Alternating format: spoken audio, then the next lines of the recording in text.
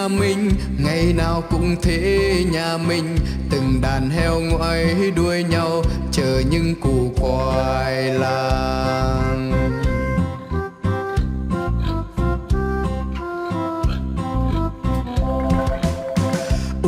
Un in nuôi heo, con thì phình mã mông to, con thì ngực nở căng tròn, đường cong mềm mại.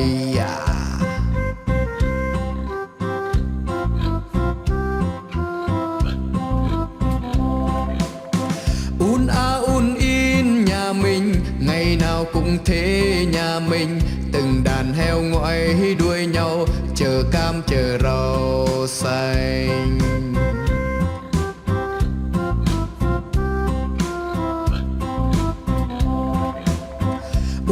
Un in nuôi heo, con thì nạc mỡ thơm ngon, con thì chân móng da giòn, ngon ơi là ngon ngon. Ê hê, ra sức nuôi heo chăm sóc cho đời, làm người nông dân sướng thay, được đàn heo sinh mỗi ngày. Un in từng ngày đẻ ra trứng vàng. Ê hê, ra sức nuôi heo tăng gia sản xuất, góp sức cho đời, làm người nông dân sướng thay, được đàn heo sinh mỗi ngày. Un in từng ngày đẻ ra trứng vàng. Hey!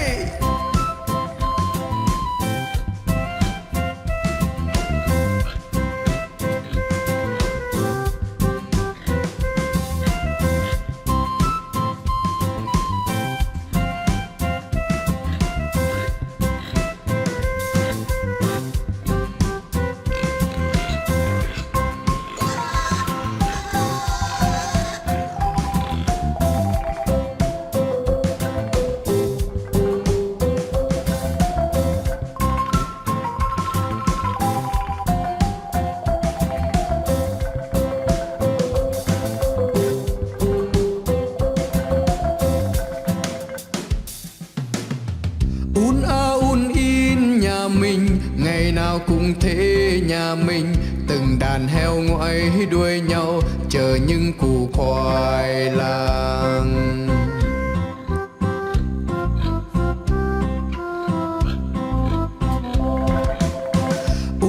Un in nuôi heo, con thì phình mã mông to, con thì ngực nở căng tròn, đường cong mềm mại.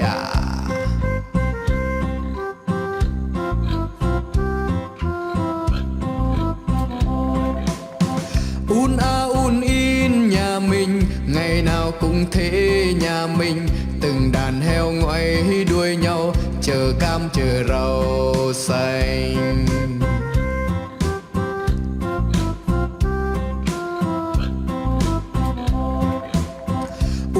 Un in nuôi heo, con thì nạc mỡ thơm ngon, con thì chân mỏng da giòn, ngon ơi là ngon ngon.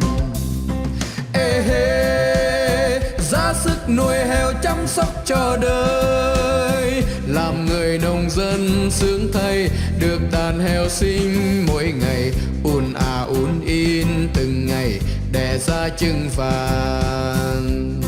Ê hê, ra sức nuôi heo tăng gia sản xuất, góp sức cho đời, làm người nông dân sướng thay, được đàn heo sinh mỗi ngày.